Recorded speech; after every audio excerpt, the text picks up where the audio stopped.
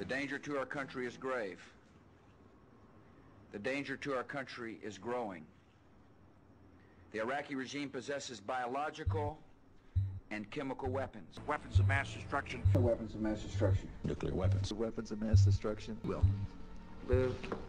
Our people are going to find out the truth, and the truth will say that this intelligence is good intelligence, no doubt in my mind. There are a lot of people who lie and get away with it, and that's just a fact.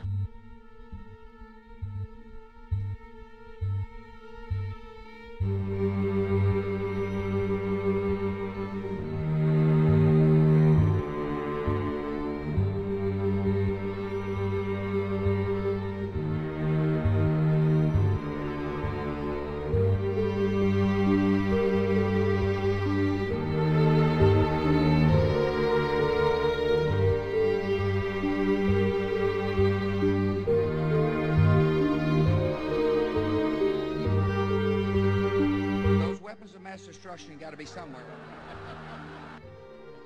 Nope, no weapons over there. President Bush has talked about our staying in Iraq for 50 years. Maybe 100. There's no doubt John McCain is going to be a war president.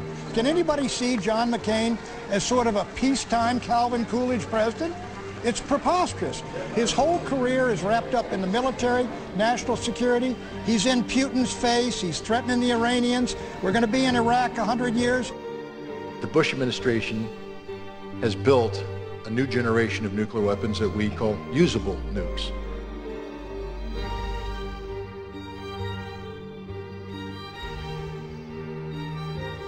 And they have a nuclear, posture now which permits the preemptive use of nuclear weapons in a non-nuclear environment if the commander-in-chief deems U.S. forces to be at significant risk. If we start bombing Iran, I'm telling you right now, it's not going to work. Bomb Iran, bomb. Anyway. My concern is that we will use nuclear weapons to break the backbone of Iranian resistance, and it may not work. But what it will do is this: it will unleash the nuclear genie. And so for all those Americans out there tonight who say, you know what, taking on Iran's a good thing. My friends, I know how to handle the Iranians, and I'll handle them. And if we use nuclear weapons, the genie ain't going back in the bottle until an American city is taken out by an Islamic weapon in retaliation. So tell me, you want to go to war with Iran, pick your city.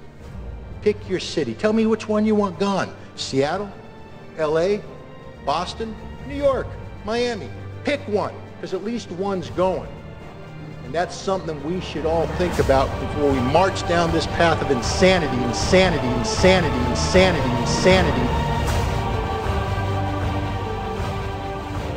The truth is that in national security terms, he's largely untested and untried. John McCain, this is what you're talking about. He's never been responsible for policy formulation.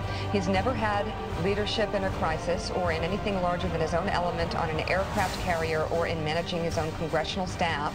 It's not clear that this is going to be the strong suit that he thinks it is. McCain's weakness is that it's always been for the use of force and more force. In my experience, the only time to use force is as a last resort.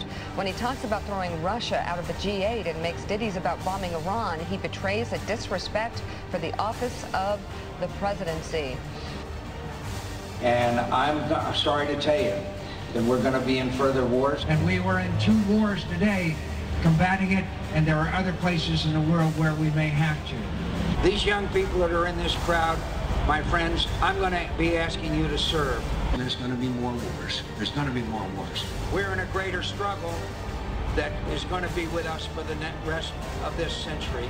It's a tough war we're in. It's not going to be over right away. There's going to be other wars. I'm sorry to tell you, there's going to be other wars.